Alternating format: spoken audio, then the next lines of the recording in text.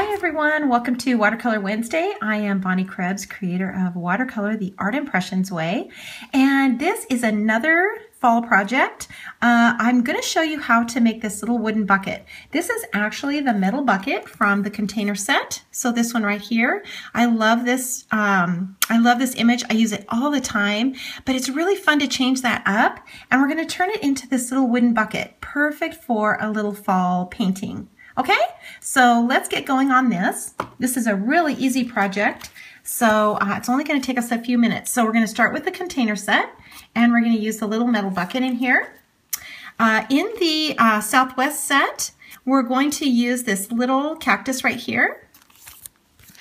In the newest one, this is our covered bridge set, we're going to use these little leaves right here. In the clay pot set, so this is our fall set, we're going to use this dry branch. And then in our flowers and foliage, we actually this time don't need anything in the flower set, but we are going to use the foliage set. So we're going to use these two grasses and the vine right here. Okay, so let's get started.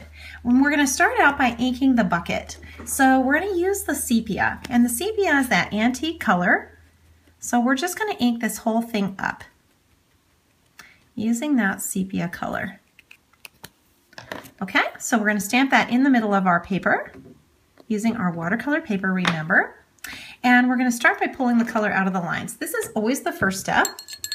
So this project is no different. And we're going to start by dragging this color out. This is that old rustic looking color, sort of like the outside. And we're going to keep this color away from the band in the center. We want that band to look sort of like a metal band holding this bucket together. So we're going to add a little different color to that. So let's just get the color onto the little handle and onto the latch. And we'll come underneath it like this, underneath this band, but we're just going to kind of leave it alone. Okay, so we've got that part done. So now we're going to add a little color to the bucket, and we want a warm color. So I'm using a number 6 brown, but it's a little too red for me. So if you can see it on the video, it's a little too red. So I'm going to add a little yellow ochre to it. I want a really warm wood tone. So I love that about the markers, using the markers, because if you don't have the exact color, well, you just mix it yourself. And that's the great thing about using a palette. Okay, so we're going to remember when we add color, we start with the side. So we're going to put the color where it would be the darkest, and that would be on the side of the image because this image is round. So we want that center to be open. We want to see that highlight in the center. So we're just going to apply the color like this, and then dip the brush and pinch it off, and just keep pulling that color to the center. We don't want a definite line here, but we want to make sure this color gets sort of gets lighter and lighter as it goes to the center. Okay, let's pick up a little more yellow now, and again apply it to the side where it would be the darkest. And a little bit goes a long way. The bucket doesn't have to be really, really dark brown. It really doesn't, to show that it's wood. We want to be sure to leave that highlight in there, and I think that's good enough. Okay, so let's now add a little color to the band. And we want that gray color, sort of an old-fashioned gray, sort of a galvanized metal. So we're going to mix a little blue, which is this African violet, and sepia. We're going to mix these two colors together, and we're going to get this gray color. And we're just going to brush that on, just like that. Okay, so now we're going to take our fine tip. This is the sepia. And we're going to really darken this handle where we can darken it. And that's going to give us more dimension also in our image. Inside the latch, this would be really dark in here. And we can make a little band across here to show that little detail on our metal band like that. And one more thing, let's pick up a little of this gray and let's put in a little shadow underneath the handle. These little details make a big difference, making things look three-dimensional. Okay, so let's put our wood slats in. So we're going to use the fine tip now of the sepia pen, and don't overthink this. Don't overthink it. Just put these lines in really simply They don't have to be perfect. And that's good. If you want to add a little more detail, you can make sort of a little crack in here in the bottom. You can put a little more wood texture in, but you really don't even need to do that. You can make it super, super simple. Okay, so we've got our little bucket done. Super easy to do. Let's add one more detail. We want to show that the wood planks are a little thicker. So we're just going to make another line right underneath here. Separate little lines just like this. And that's going to give us that dimension of the wood on the top.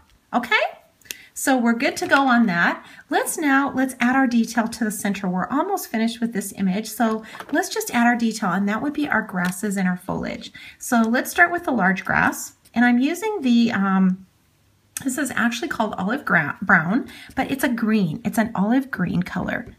And we're going to stamp this in here a bunch of times. 1, 2, 3, 4, 5 on the side of the bucket as well. And then dip our brush and pull that color up and out. Remember to pull that color up and out. It's going to look way more natural to do that.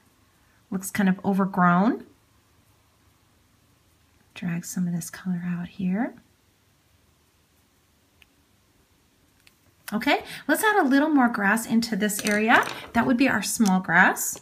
So we're going to use both sizes of the grass. And let's just put a little bit in here. And maybe a little bit on this side as well. Okay, but we're still stamping it in the repeat. So important to do that. You can't get this watercolor look unless you stamp it a bunch of times. Okay, so we've got our little bucket set in the grass. So let's put our foliage and our flowers in here. Okay, so let's start out with the branch. And we're going to sort of soften this up a little bit. So we're not going to use a sepia on this. We're going to use the brown. This is the number 6 brown again. And I'm not going to color all the way to the end because I don't need the whole thing to stick out. So I'm going to color right about to that little knob. And I'm just going to kind of put it in here maybe once or twice, just like that. And then let's add our foliage to it. So this is our little foliage. And we're going to start with the lightest color. So let's just start out with an orange here. And we're just going to add a few leaves to this. Not a ton. We don't need to add a ton. Remember, the foliage is falling off of the branches. So they're going to be a little sparse. And this is just a little highlight in here. So we're going to change color now. And we can do this right over the top since we're going dark to light. And let's go with the red. This is a number 89 persimmon, but you know, the reds are all beautiful, so you can use whatever red you want. I really like this bright red, but any red is going to work. Okay, so we've got our leaves in there. So now we're going to add the water. So we didn't add any water when we stamped the branch. And we didn't add any water when we stamped the orange. So now when we finish with the red, we're going to add the water now to this and just soften very carefully. Just get all these tiny little lines with your brush and just soften this all together. The colors will sort of blend, and that's exactly what we want. And when you're just jumping your brush around, just jumping it around. So your hand is flat on the table like you're writing your name. And you're just kind of bouncing your brush over all these tiny lines. No brush marks like this. No brush marks like that. You're not really painting anything. You're just softening the lines that you've just stamped. Okay, so let's add some more color in here. And we're going to use this little leaf set. This is becoming one of my favorites. I love this little leaf set. This is from the Covered Bridge set. And it's really versatile. It makes great little wildflowers. So you just kind of want to stamp it all around. You don't really have to go in a pattern of sorts. You don't have to go in a circle. But you just want to go kind of up and down and across. Okay, so we've got our red in there. Let's add a little orange now. Or actually, let's add a little yellow. Let's add a little yellow to it. Clean this off.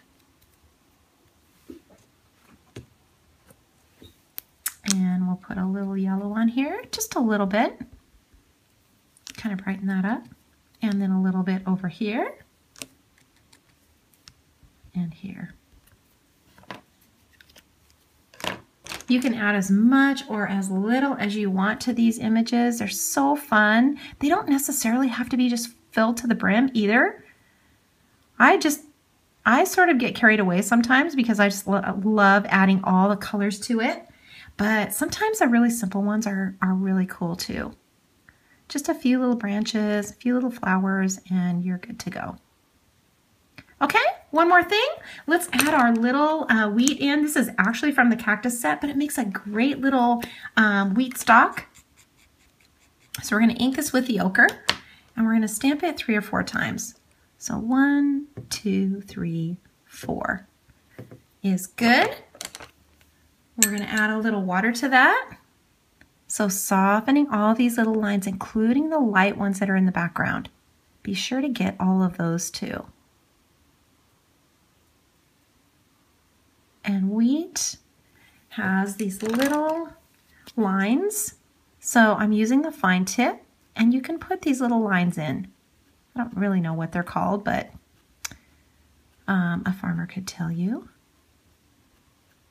They just kind of have these little lines that come around like this. Okay, that looks pretty good. And we are about finished, ready to sign and date. Make sure you sign it and date it. Put it in a little frame or give it away or set it out for Thanksgiving. Make a perfect little decoration on your table and use those reds and yellows. Thank you so much for watching, and I'll see you next week.